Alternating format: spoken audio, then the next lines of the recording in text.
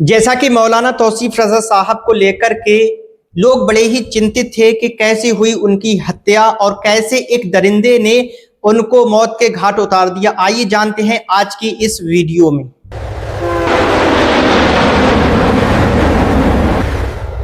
ये बात 26 अप्रैल की है जब मौलाना तौसीफ रज़ा साहब उर्से ताजुस्सज्जा से दुआ मांग करके कुछ किताबें खरीद करके अपने घर वापस लौट रहे थे। मौलाना साहब ट्रेन में बैठे हुए थे और उनके सामने एक दूसरा इंसान बैठा हुआ था जिसका नाम था पंकज राजपूत। अचानक से चिल्लाने लगता है, मेरा फोन, मेरा फोन, मेरा फोन, और मौलाना तौसीफ रज़ा साहब के ऊपर झपट पड़ता है, हमला कर देता है। मौलाना तौसीफ रज़ा साहब कहते हैं कि मेरे पास में कुछ भी नहीं है, आप देख सकते हो, इसमें सिर्फ किताबें हैं, इसमें आपका खून नहीं है, आप चेक कर सकते हो। लेकिन वो दरिंदा बिल्कुल नहीं मानता है। आंखें उसकी लाल थी, आंखों में खून सवार था, शराब के नशे में था। मौलाना तौसीफ रज़ा साहब को मारता है। मौलाना तौसीफ रज़ा साहब चीखते चिल्लाते रह जाते हैं लेकिन वो कुछ भी नहीं सुनता है। मौलाना तौसीफ रज़ा साहब को घसीटता हुआ वो ट्रेन के गेट पर लाता है और उसके बाद में उनको वहां से बाहर फेंक देता है। शुरुआती तौर पर तो पुलिस का ये कहना था कि ये सिर्फ एक हादसा है, लेकिन जब उन पर ज्यादा जोर दिया गया तो फिर पता चला उनके जिस्म पर कुछ ऐसे जख्म मालूम हो रहे थे जो चीख चीख करके ये बता रहे थे कि मौलाना तौसीफ रज़ा साहब की हत्या की गई है। और उससे पहले एक ऐसी रिकॉर्डिंग जो उन्होंने अपनी बीवी के साथ में बातें की थी, वो क्या बातें थी, वो चीख चीख करके बता रही थी कि किस तरह से मौलाना तौसीफ रज़ा साहब की हत्या कर दी गई। आप वो रिकॉर्डिंग भी जरा सुने।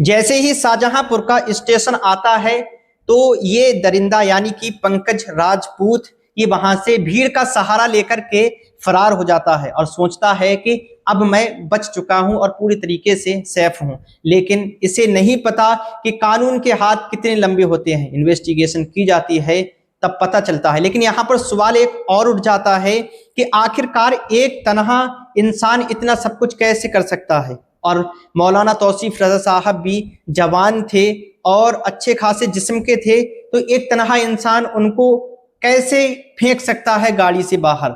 यहाँ पर बताया जा रहा है कि 4-5 लोग और भी थे जिन्होंने इस काम को अंजाम दिया। बाकी आप क्या कहना चाहेंगे, ऐसे दरिंदे के लिए क्या सजा आप मुकर्रर करना चाहेंगे जिसने एक बेकसूर इंसान की दाढ़ी और टोपी देख करके मजहब के नाम पर उनकी जबरदस्ती हत्या कर दी। और ये सारी घटना उसी यूपी की है जहां पर ये बयानबाजी की जाती है कि अब यूपी में कोई भी दंगे नहीं होते हैं, लेकिन एक बेकसूर इंसान को किस तरह से ट्रेन से फेंक दिया जाता है और उसकी हत्या कर दी जाती है। बाकी आप क्या कहना चाहेंगे, अपनी राय कमेंट बॉक्स में जरूर बताना।